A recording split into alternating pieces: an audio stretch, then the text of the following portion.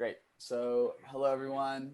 This is SIG Network API Network Policy Subproject. Today is March 29th, 2021. I just want to remind everyone that this is an official community meeting and we're recording here, so don't say anything inappropriate, please. We have a code of conduct, which is basically just be nice to each other. So let's follow that and have a good day. So we can go ahead and dive in. There's not much on the agenda for today. I don't see any new faces and it's pretty slim pickings today. So the one thing for issue triage was it seems like Ricardo and Jay already went over and triaged everything for this week. So nothing really new to note there. We were discussing briefly the possibility of adding a network policy label. So that's something I can look into doing this week. Don't know how to do it, but can figure it out. I think that'd be good and easier for us to look up relevant issues in the Kubernetes setup. Next on the list is the Network Policy IO event tomorrow. Ricardo just told me about that. Looks pretty cool. Just a place for, it's basically a new resource for the Kubernetes community to talk about network policy. So pretty relevant to what's going on with us. And I assume if we want to bring up some stirrings about V2, that might be a good place to do it and get some more voices heard there. So I know I'm going to try to make it, give that a look. And then basically, if no one else has anything they want to talk about before, I think we can just continue the discussion on V2, maybe talk a little bit about next steps and what we want to do there. Right. So I think last week, I think Satish and I, we said we're gonna get back to you guys this week about like our commitment. And I think we had unfortunately we had like a day off on Friday last week, global day off at Google. So we usually have our open source meeting on those days, and I was just trying to sync up with Tim and others to see what. So the update is we haven't had a chance to discuss it with other open source members in Google to see what the perspective was going to look like. But we are, so I manage the group in Google, which is responsible for network security and policy, not only for the Kubernetes level, but also for the GC firewall level, GK firewall rules and things like that. So with that said, we have a lot of interest, and we've also been working with the VMware team also on coming up with the cluster network policy that happened in the past. So we're happy to work on it, but I just need to check with my peers to see that if there is any interest working from. I just need to coordinate with my other peers. That's also. If you can give me one more week, I should have a more definitive answer. But you can put Satish and me as people who will try to coordinate the V2 proposal. And I'm looking for anybody else who wants to join with us. Then we can schedule a 30-minute sync up every week or every other week so that we can make progress independent of this meeting. So we can set up those logistics once I get back next week. I was thinking, if it's good for you, we can probably use this meeting to do that, because this Zoom, and also with Google folks, and instead doing every other week. So because I guess we are hitting a wall here that we are not going to evolve too much more with the great specification, right? So that's my suggestion. So in that case, that's okay. In that case, that will save us one more meeting in the week. So maybe what we can do is that we can spend the first 30 minutes or the last 30 minutes of this weekly meeting just to discuss about V2 proposal, and then use the other 30 minutes for doing the regular business stuff, taking care of triaging issues and bugs and things like that. Does that make sense? Definitely. I think that's a good idea. Okay. And there's definitely some interest on Red Hat's side of things. I will definitely be able to help out a bit. Okay. So feel free to include me on Well, I'm assuming it is going to be collaborative with all the folks who are involved in the network policy. It's just as I think Jay was saying last meeting, you need somebody to play the quarterback. You need somebody to organize meetings and have the proposal. So Satish and I are going to most likely will take up that role. And so just need one more week to confirm. Yeah, that's fine with me. This sounds great. Does anyone have any questions so far? I think everyone everyone was here last week. So brief recap. We've kind of hit a stop point in the evolution of network policy with the API as is. So we've been talking about doing a network policy v2, and that is what this is all in relation to. So I think then for today, I mean, last week we discussed a little bit about the possible, scope of v2. But it seems like everyone's still kind of in like a holding pattern. We could go over some more questions with v2 or start discussing it, or even start a document on it if that would help you, Vinay. I don't know if you want to use time to do that.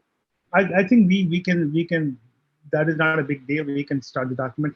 I think what would be useful is to get some guiding principles agreed upon, right?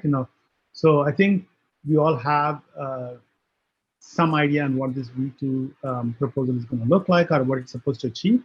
So I was thinking maybe we can use, since everybody's here, maybe we can use this to not come up with like a 3-page long guiding principle, just like a half a page or 1-page guiding principles. Mm-hmm. Like things like, you shall not break the previous version, right? If you use v2, if somebody uses the interoperability issues, those kind of things, if we can just lay down and it's like a guiding principles for v2, then we can use that as a framework for what our proposal will come up with. Yeah, for sure. Let's start talking about some of those, and I can just record them in the agenda so for now. Can you present the doc if you don't mind? Yeah.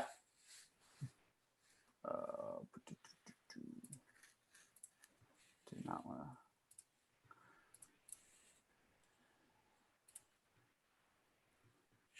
Maybe a good thing that we can probably put in the agenda is what Yang questioned last week about what are we trying to solve here. Exactly. Like Jay have some issue, and I agree with him with the hidden defaults, right? Like you don't allow or you don't deny, so you don't know what the network policies they are doing. The other problem that we are trying to solve is the expansion of the network policy, right? We want to add some new features and we keep hitting problems. So I guess this is a good starting point for us. Right. Yeah, I guess analyzing some of the pain points. I know we've been discussing them, but I don't think it hurts just to throw them down while we're all here.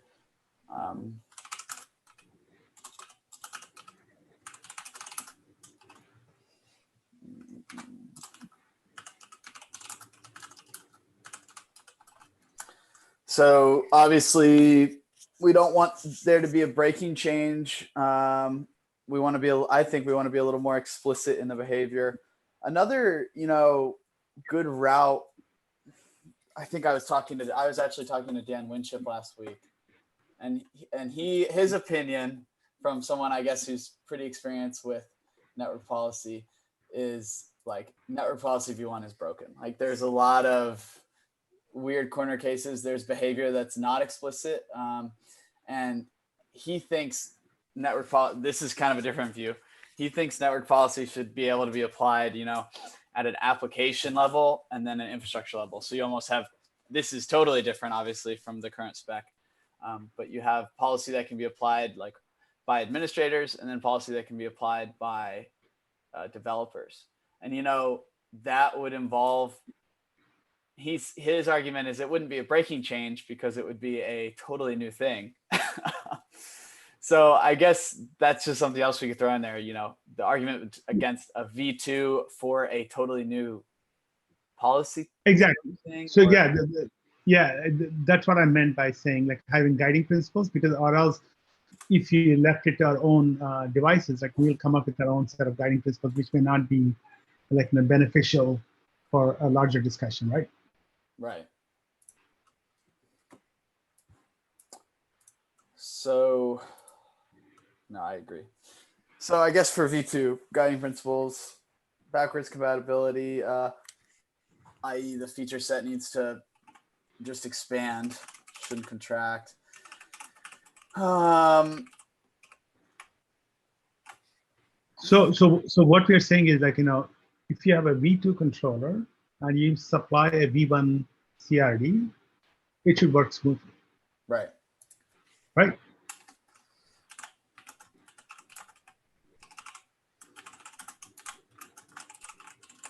No, 100%. And I think that's kind of the biggest thing we'd have to emphasize to the SIG network team as a whole. I mean, that's going to be everyone's first concern. Like, are we Right. ready? Okay. Right. And then if you use a CRD, which is defined with V2 constructs, but you're using a V1 controller, can we also capture that? The guiding principles, like, for example, the exact opposite of this, right? So, Yeah. maybe add it as like a higher level bullet item, like, this is taking it backward, but what we're saying is like, if I'm using a V1 controller, but the user has accidentally, or like the user is using a V2 construct, in that case, do we want to like fail smoothly or like what? Right. I mean, I think obviously I think we would want to fail smoothly, but there might want to be some sort of message that just says, okay, V2 controller being existing feature set being converted or something, saying that like, right. Yeah, I mean, we had the discussion, right? I think last week we talked about like, if you use fail open, are we like, potentially like, making the cluster a little less secure? Because if you fail, let's say I have a V1 controller and I use a V2 CRD, let's say there's some terms that are used to define this network policy, and V1 controller doesn't know what to do. So if you fail open, we are compromising the security, right? So as a result, it is for us to say, if that happens, if a V1 controller sees a V2, just barfs right away and fail fast quickly, instead of like, try to do some fail open thing and then open some security holes. So that was the thing I think I remember we discussed a little bit at length in last meeting. So maybe we should try to like get consensus. I'm okay with either approach, but I think maybe if we just fail fast. If you have a V1 controller and sees a V2 CRD, says, I don't know, I'm gonna mess it up, so I'm gonna fail fast. So it just to give the signal to the user right away, instead of like try to do something clever on the right. back end, and then end up like opening up holes. So these are the two viewpoints. I lean more towards like failing fast, but again, I'm open to discussion. Yeah,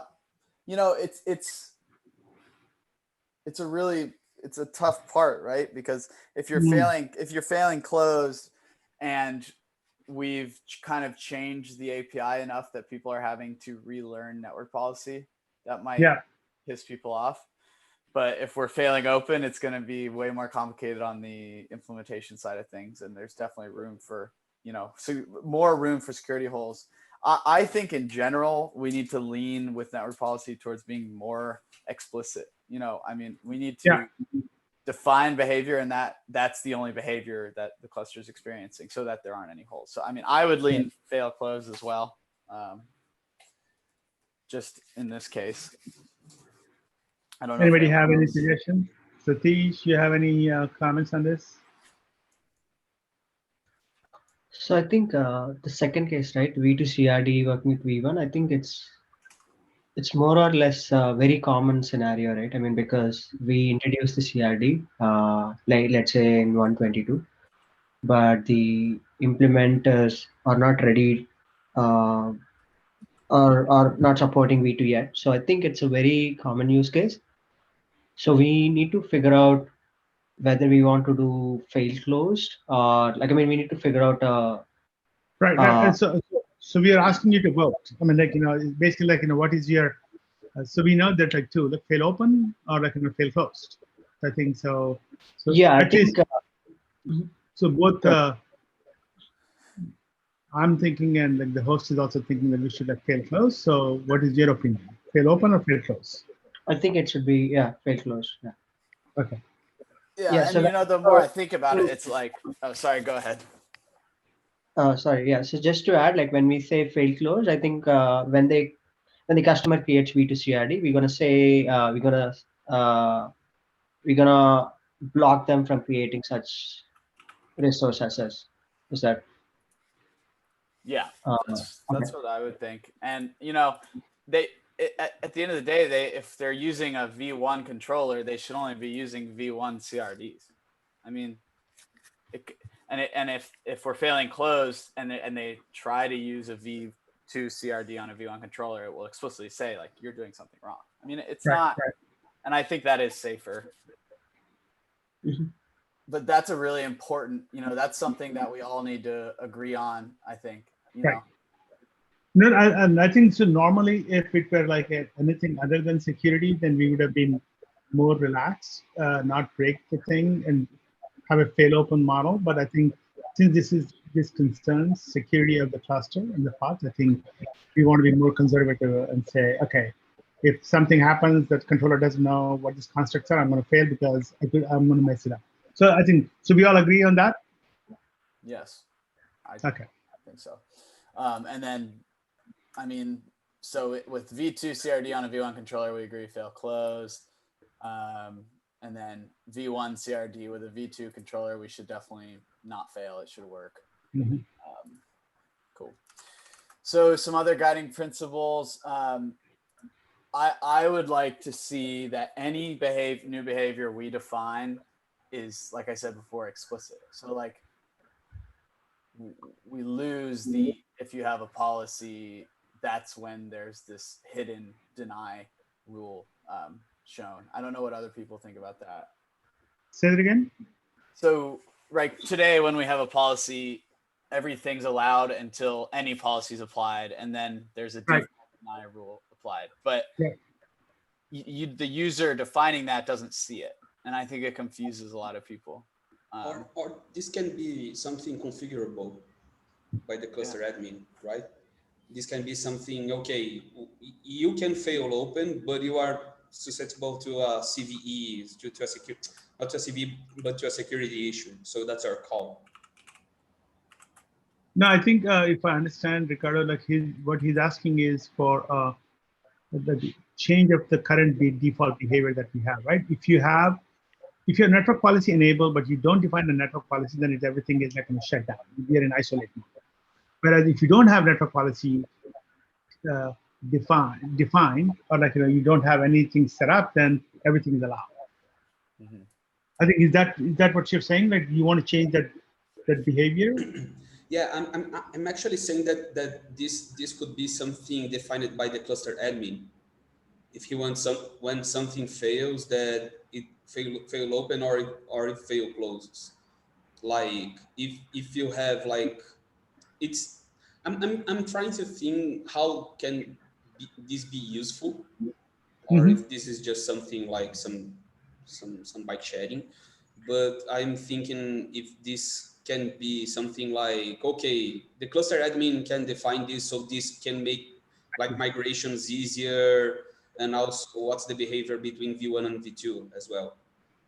So Because when you say configurable by cluster admin, so then that means the people who are defining the network policies, they're different than cluster admin, right? The persona for that would be different from the cluster admin. So we need to put it in a separate resource. yeah, yeah. Because I'm thinking Now, like, what happens if you use a CNI that uses a new selector that it's not like we add a new selector that it's not supported yet by your CNI. What do yeah. you do? So I guess this should be a behavior that someone should decide if you want to like what the behavior you want if you select something that doesn't exist, that it's new. But Um, I might be like, no, I think so. I mean, that is something like if the underlying implementation does not have all the hooks needed to support some new construct that we define in V2, then in that case, I would say it should parsing of that should fail, right? Meaning like, the the node reports a problem saying that, hey, the CNI is not able to handle that. I mean, why do we want to I mean, again, this is my point of why give, if you put too many configuration options, like as it is, Kubernetes is like very hard to manage, right? There's like 150 options that users have to know about it. Instead here, if you have a mode that you're trying to run and your CNI doesn't support it, it fails. Okay. And you'll see that it's not working, and then you either export metrics or look at the logs and say what happened. Yeah. And then that will force them to not use that stanza in the CRD, which is triggering this failure in CNI. I mean, I would prefer that be explicit and open. Now, what happens now? If you give a knob, I think again, I'm perhaps showing my bias, dealing with a huge number of customer issues, and if I give. You have expertise on that. I have only my cluster, so yeah, I agree with you. Probably this is going to, yeah. Probably. But again, I don't want my opinion just because I express to be the. No. I actually agree. When you say that this is probably something else to be configured, and something else like this can bring some more complexity to the environment. Yeah. You got my opinion at that point. Yeah. So. Okay, that was easy. Okay, you sold that to me. Yeah. No, I mean, I agree.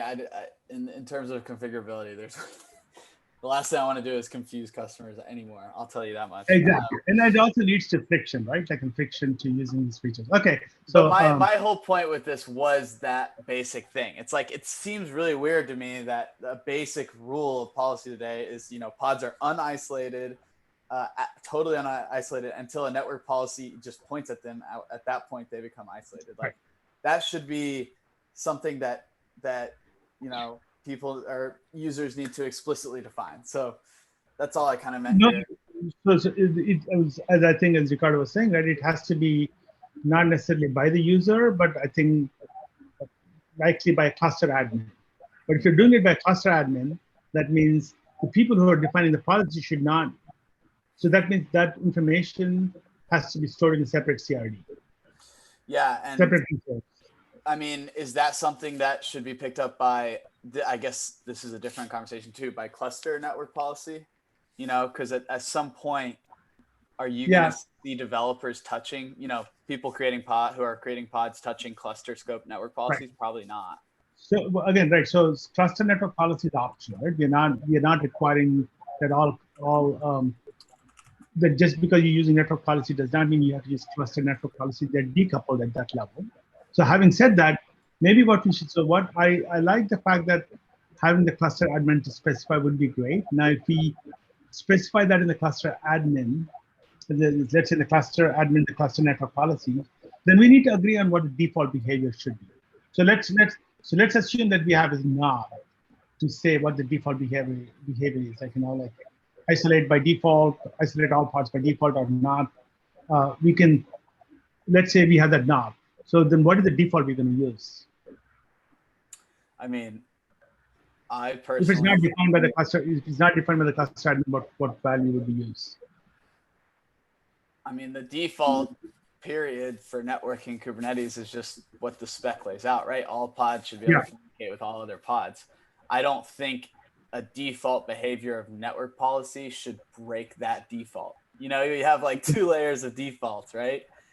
Why not, have in the network policy, the user or whoever's making the network policy has to explicitly say, I do not want to allow traffic here, but except for these things.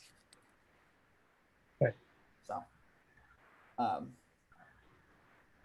So, Yang is also on the call. So Yang, feel free to step in anytime. So again, to me,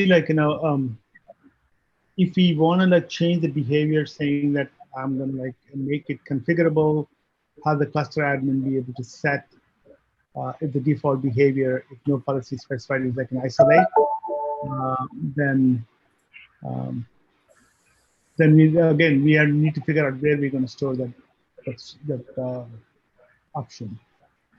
One thing I want to say is that I agree that the default behavior for pods shouldn't be changed anyways. Like it should allow every pod to talk to each other by default when the cluster is brought up. That's the one thing I would say it's not open for discussion. Otherwise, it will create tons of. No, I think go ahead. But for the network policy defaults, it really depends on how we sort of like want to design the CRD for the V2, because how you frame that will sort of like lead to what the semantics is. I actually wanted to sort of like do a little bit of like experiment on my own on the cluster network policy proposal. I actually wanted to see if we should for the default network policies, which is like a underlying layer for the network policy that creates the cluster admin creates for the cluster defaults. In that resource, I actually wanted to see if we can change ingress and egress rules from the from and to keywords to only to and only from keywords. So that only thing makes people think, okay, I'm only allowing this, but everything else was denied. So the isolation becomes more explicit. I was trying to propose this, and I received a comment from I don't remember, it's from Andrew or someone else saying you shouldn't do this, right? Because there are 2 or 3 network policies which can be applied to the same pods. And if you say only to and only from, that's a lie, because other network policies can actually add to this rule additively. And you're not only allowing this, because some other network policies could potentially add new things to the allow list. So only to and only from is a lie, basically. And there's no easy way in the current network policy sort of like semantics, where you can hint user about the default isolation behavior very easily. And that's, I think, definitely a problem that we need to solve if we wanted to do it in V2. That's a really good point. Yeah. So like, trying to become more explicit, but we're kind of getting shot in the foot because it's hard to be explicit when policies are overlapping. I don't have an easy, I'd have to think on that. I don't have an easy way forward with that because that's a hard thing to escape, the additive feature of the policies.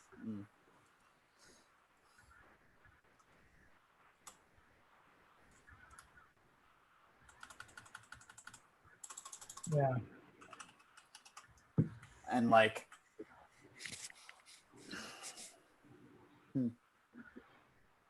that's a really good point.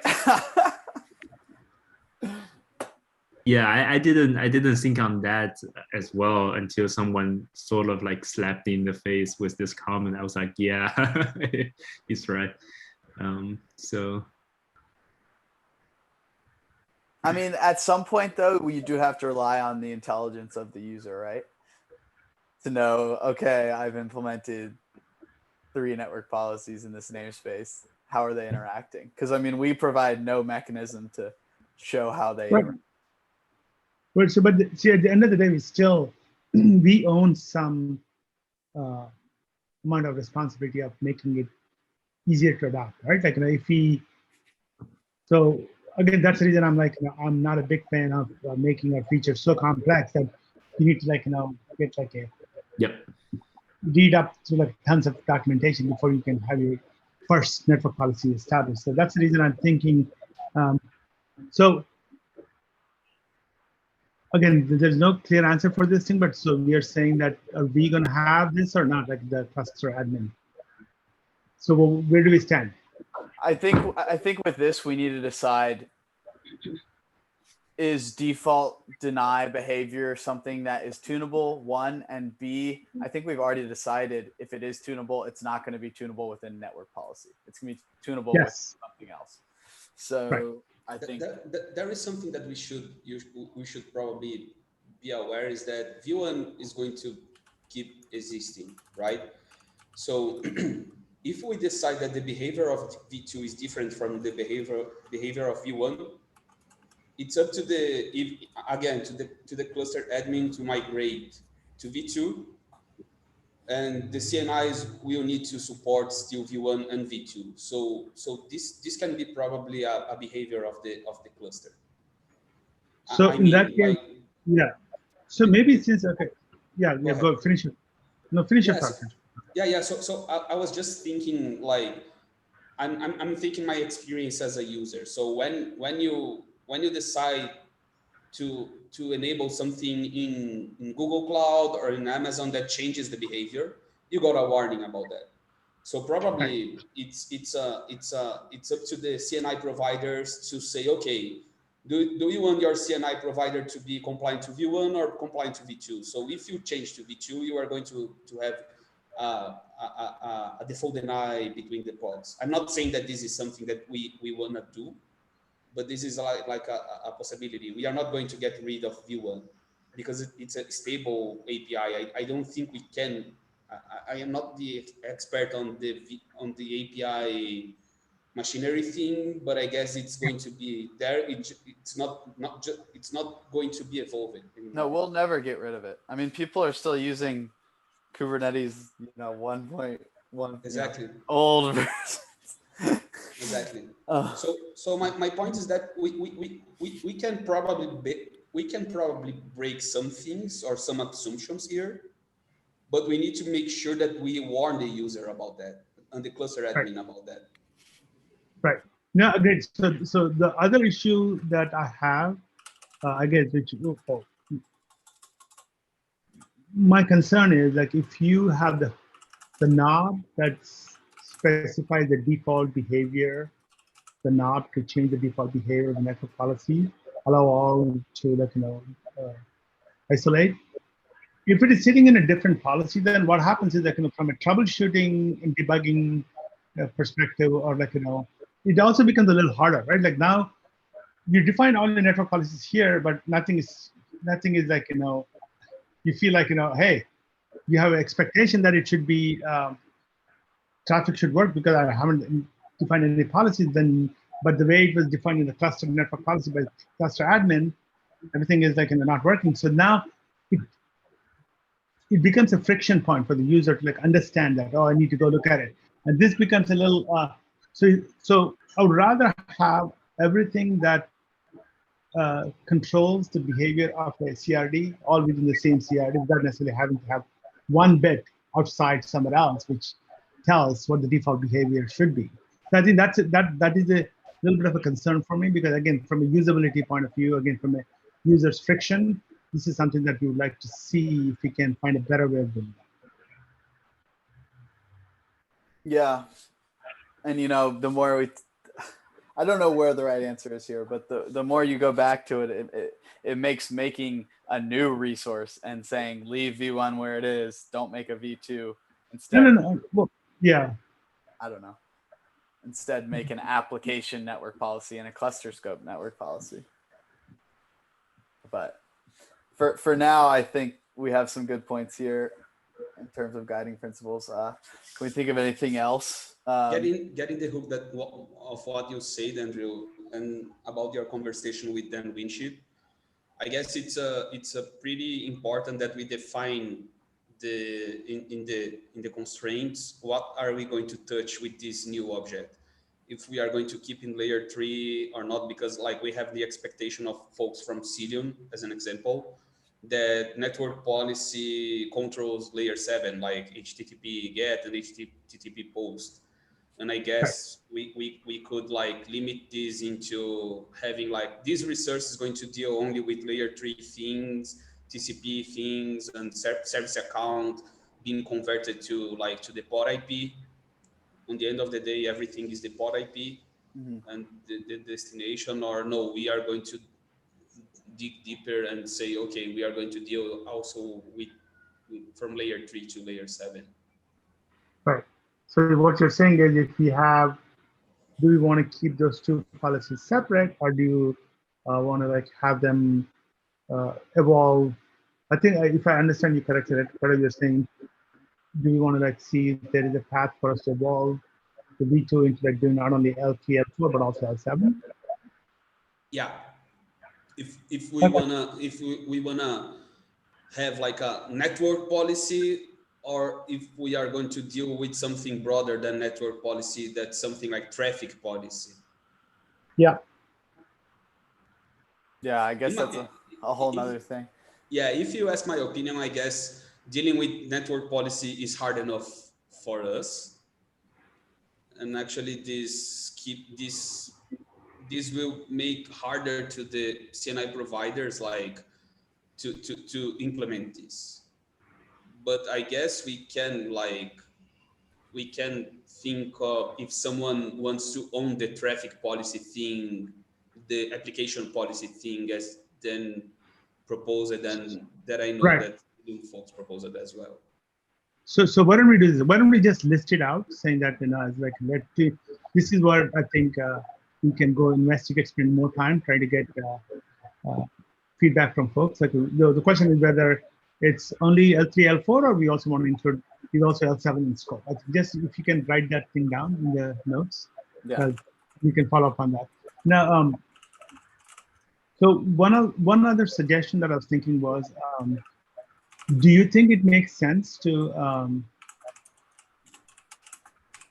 have a survey from our, either on Slack channel or like, from our users about, we give them a specific set of questions. Hey, like, do you like the default isolate model? Versus like, we can ask few questions which are very specific and solicit feedback from end customers. Do you think that do you think we should try doing that, or is it going to be a lot of work?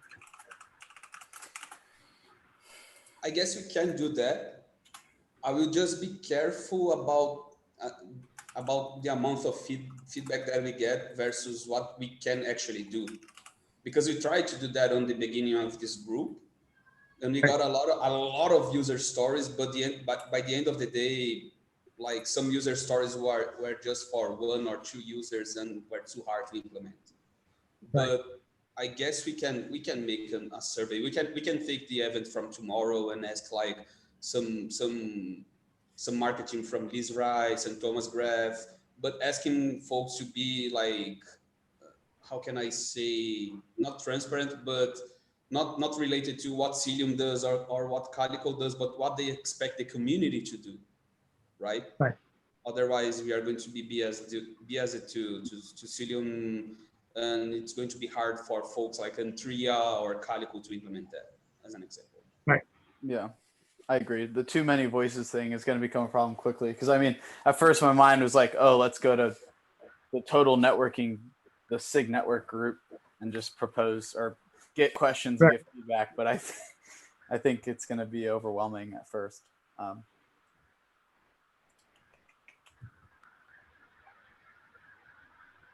Yeah. Okay. I mean, this is a question that we need to like definitely like. So this is going to be some of the effort that we'll have to put together. So, all right. I think the next thing too is like taking some of these guiding principles, putting them in a document, and also taking the initial features we want to see and putting them in a document together and starting to think like, can we apply these principles to these features, as we develop? Like, is it possible? Right. And then I think that'll answer all the questions for us there. At the end of the day, my goal with all this is for a customer or a user to be able to write a network policy with very little Kubernetes experience. They should be able to read the YAML and get it. It should be explicit, and it should also encompass the new features we want to see, right? So can we do that with a V2? So one of the other things I would consider is I think Jay shared a doc. I think they've actually historically in the last so they have actually gone through a lot of bugs and list down some interesting things from users. So we should take note of these to include in V2 or keep in back of our mind while we design V2, I guess. Right. Yeah, and here's a reference to L7. We should. Oh, sorry. Glitching. We should look at L7 as a corner case, which likely cannot be solved by this API. I totally agree. I think on the implementation side of things, CNI providers are just not going to do it. I mean, it's a pain in the butt. Here's some good things to think about for sure. So so basically what you're saying is we should look at L7 as a corner case, which likely cannot be solved by this API. So this comment is basically saying that. So I'm not getting a feeling whether we should look at L7 or not. What does a corner case mean? Either we do it or like we don't. Well, a corner. I think he just means here a corner case is saying very few people use it, so that we really shouldn't even address it. I see. And I don't think we should either. I see. Okay. He's saying that since L7 is something that very few customers use, we should not. Okay. But I guess that's more part of the feature set. So that's almost a totally different conversation. It's like what feature. So I'm perfectly fine with that. So we can maybe have a line in the sand saying that we will not look at L7. We'll just say L3, L4 for the time being. Yeah. And then the IP addresses and ports. And we use various kinds of selectors to pick using services, service accounts and pod labels to pick those pods. But I think we can just keep it at L3. Will we be okay with that? Yeah. No, I totally agree. Some other, I hadn't even looked through here yet, but it's a pretty interesting document. I think this answers a lot of our questions from, right. We've had this discussion before, right? Before I was here, right. A lot of us were here. And it always comes back down to the end of the day, like this is going to be really difficult to get everyone on board. But I think before we even bring it to anyone, Vinay, I think, you go back to your group and start talking with them about what they think. And then we start writing a document that's like not too long, not too short, that just cuts a line in the sand. Like, this is what we're trying to do. Here's our defining principles and here's our feature set. Right. So I think we're mostly getting there. So what I can do is like if you can, so you're taking all these minutes. So what we'll do is like Satish and I will take that, and I'll put it into like a. Would you prefer it over like a GitHub or like a doc discussion? Because the only problem is if you put it in a GitHub discussion becomes a little harder to at least in the initial first few days the comment resolution takes a little longer.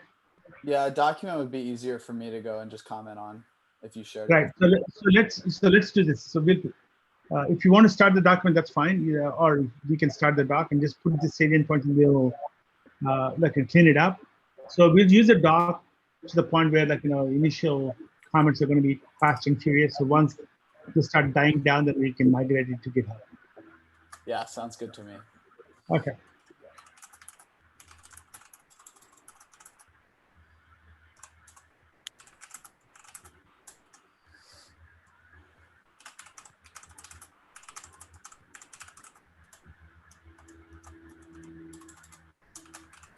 Cool.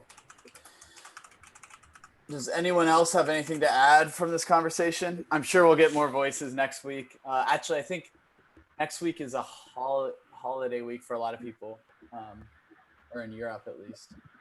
I have another super light day. So maybe we'll think about canceling next Monday for Ricardo, but we can have that discussion on Slack. It's holiday on Europe. In Europe, yeah. I guess we don't really have any European. We're not at a good European time here. I didn't even think about that. Yeah, we tried. Yeah, I know. I tried. Nobody wanted. Yeah. Nobody came. Cool. Well, if no one has anything else to add, we can go ahead and return 10 minutes. Vinay, if you want to just make that document and then throw it in the channel in our Slack channel, I think that'd be the easiest thing. Sounds good. And hopefully by next time we meet, we have a little bit tighter thing, and Jay will be here, and we can have a conversation on what's already on the paper. Okay. But I think this is a really good start, and I'm looking forward to it. But anyway, I'll go ahead and stop sharing. Great. Cool. Well, I hope everyone has a good rest of the week. Good to talk to you all today, and look forward to talking to you again. Thank Thank you. you, folks. Have a nice week. Bye. Thank you, everyone.